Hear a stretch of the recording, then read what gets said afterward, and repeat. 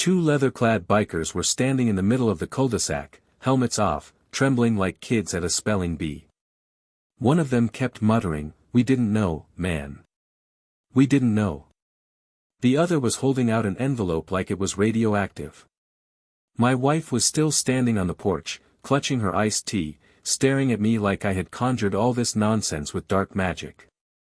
And me, I was just trying to water the begonias.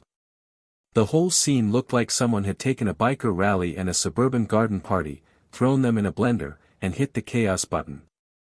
The bigger biker, a guy with a skull tattoo covering half his neck, was actually apologizing to my petunias for crushing them.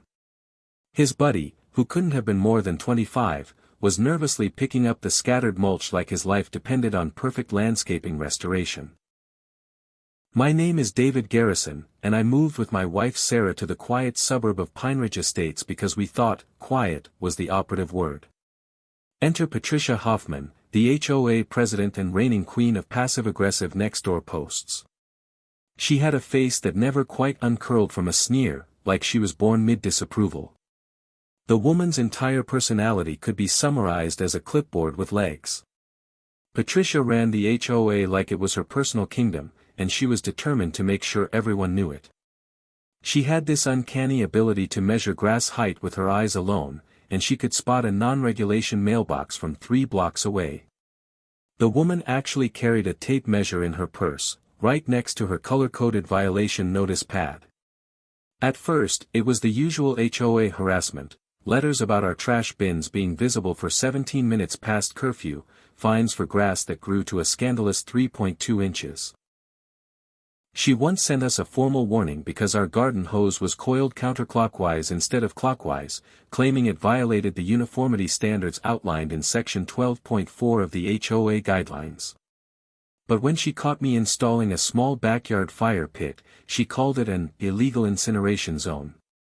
From there, she escalated, peeking over our fence at odd hours with binoculars she claimed were for bird watching, though the only bird she seemed interested in was whatever we were doing in our own backyard.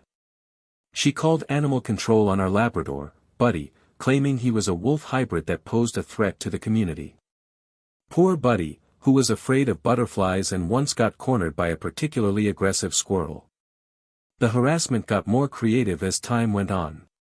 She started timing how long our cars idled in the driveway, claiming excessive engine noise. She photographed our windows at night to prove we were using non-approved curtain colors. She even filed a complaint about the scent of our barbecue smoke, saying it violated the neighborhood's commitment to being allergen conscious. Sarah started getting anxiety every time she heard footsteps outside, wondering if it was Patricia with another citation. We couldn't even enjoy our morning coffee on the porch without feeling watched. And finally, her boldest move yet, she hired 2 bikers from a local dive bar to intimidate my wife into convincing me to remove the fire pit. According to what I learned later, she found them at a place called the Rusty Chain, promised them $300 each, and gave them our address with specific instructions to make sure the wife understands who runs this neighborhood. What Patricia didn't know, and the bikers certainly didn't bother to Google, was that before I became a quiet suburban plant dad, I spent 12 years as a Marine Corps close-quarters combat instructor. I wasn't flashy about it. I didn't strut around in camo or brag at barbecues.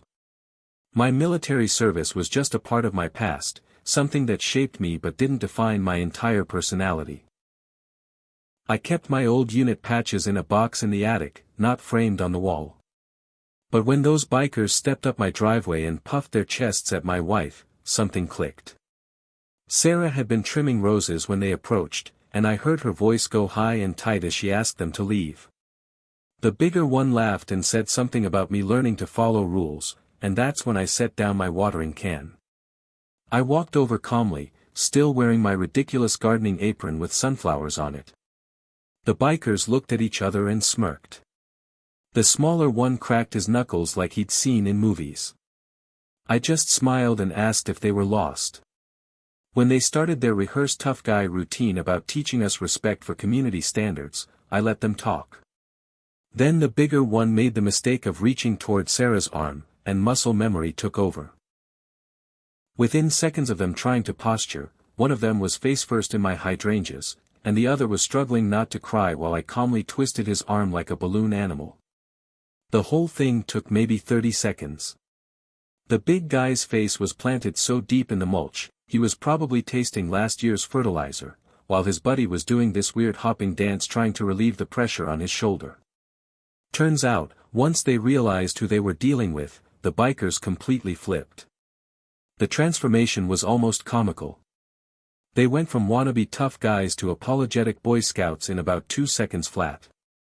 They admitted Patricia had offered them $300 each to spook the lady and the guy a little. They even showed me the text messages as proof, their phones held out like peace offerings. The messages were incredibly detailed. Patricia had given them a script, told them exactly what to say, even specified that they should rev their motorcycles for at least 2 minutes to ensure maximum intimidation. She'd sent them photos of our house, our cars, even a picture of Sarah that she'd apparently taken from her bedroom window. And then, with tears of survival gratitude in their eyes, they begged me not to press charges. The bigger one, whose name turned out to be Jake, was actually starting to hyperventilate. He kept saying he had a kid and couldn't afford jail time. His buddy Marcus was already pulling up his banking app to show me he'd refund Patricia's money immediately. They were both talking over each other, explaining how they'd never done anything like this before, how they just needed quick cash for rent, how they had no idea they were messing with a Marine. I told them to relax. I wasn't interested in ruining their lives. But Patricia, oh, she was a different story. I asked them if they'd be willing to have a conversation with their employer about this mix-up, and they nodded so fast I thought their heads might fall off. The bikers agreed to something better. They marched right up to Patricia's porch, still bruised and rumpled, and confronted her in front of half the neighborhood. By pure coincidence, or maybe divine timing, it was right during the Saturday afternoon when everyone was out doing yard work. Patricia came to the door in her power suit, even though it was the weekend, holding her clipboard like a shield. Her face went from smug to confused to terrified in about 3 seconds. Jake and Marcus waved the text messages around like gospel. Patricia tried to deny it, of course, claiming she'd never seen these men before in her life. But when Marcus read her exact words aloud, "Make sure the wife cries, that'll teach him," the entire block gasped in unison. It was like a suburban Greek chorus. Mrs. Henderson from 2 doors down actually dropped her pruning shears. Bob Stanley stopped mid-mow, letting his lawnmower die right there on the sidewalk. Even the teenage Thompson twins stopped scrolling their phones long enough to record everything.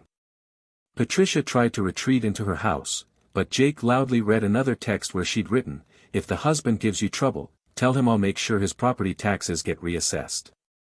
The crowd started murmuring, and I heard someone say something about finally understanding why their trash fine had tripled last month.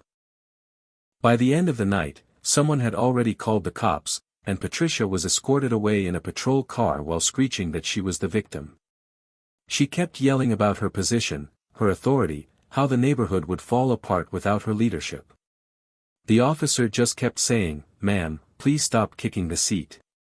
Patricia is now facing charges for harassment, conspiracy to commit assault, and criminal intimidation. The prosecutor, a no-nonsense woman named Janet Crawford, said hiring people to threaten residents crossed several legal lines, and the text messages made it an open-and-shut case. She's looking at up to 3 years in prison and $50,000 in fines. But that wasn't even the worst part for Patricia. The HOA board held an emergency meeting the very next day, and the vote to remove her was unanimous. Even her usual allies, the ones who'd supported her regulation about approved bird feeder colors, voted her out. They also discovered she'd been embezzling HOA funds to pay for her personal lawn service, which added another charge to her growing list. Her real estate license got suspended pending investigation, which was particularly devastating since she'd built her whole identity around being the top-selling agent at Presswick Realty. The company fired her within 48 hours, citing conduct unbecoming of their brand values. When the judge read out the potential sentence at her arraignment, Patricia actually fainted and had to be revived with smelling salts. As the bailiff helped her stand back up, she kept muttering about how the fire pit was still against regulations, even as they led her away in handcuffs.